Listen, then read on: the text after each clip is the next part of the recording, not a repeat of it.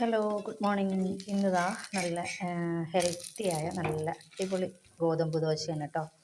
Healthy ആയതെന്ന് പറയാൻ ഗോതമ്പ് പൊടിയാണ്. പിന്നെ ഇതിൽ മല്ലിയിലയും ഒക്കെ ചേർത്തിട്ടുണ്ട്. ബിരിയാണി മസാല ഇട്ടിട്ടുണ്ട്.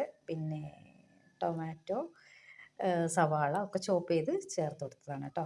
അടിപൊളി ടേസ്റ്റുമാണ്. ഞാൻ മുന്നേ ഇതിൻ്റെ റെസിപ്പി ഇട്ടിട്ടുണ്ട് കേട്ടോ.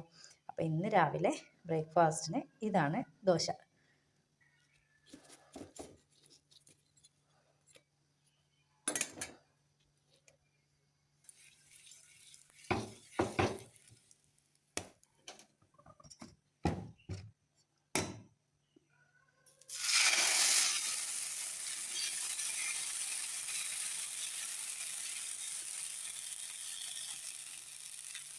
നല്ല ടേസ്റ്റാണ് കേട്ടോ. കാരണം അതിന് നമുക്ക് കറിയൊന്നും വേണ്ട, അങ്ങനെ കഴിക്കാൻ പറ്റുന്നത് ദോശയാണ് കേട്ടോ.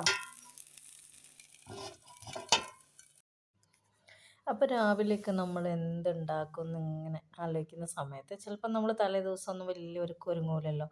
അങ്ങനെയുള്ള ദിവസങ്ങളിൽ ഗോതമ്പ് പൊടിയൊക്കെ ഉണ്ടെങ്കിൽ ഒന്ന് ഉണ്ടാക്കുക കേട്ടോ. പിന്നെ ഹെൽത്തി ആണെന്ന് ഞാൻ പറഞ്ഞു. ഈ എണ്ണ ഒന്ന് ഒഴിവാക്കിയാൽ ഒന്നുകൂടി ഹെൽത്തി ആവും കേട്ടോ. അപ്പോൾ ഇത്രയേ ഉള്ളൂ.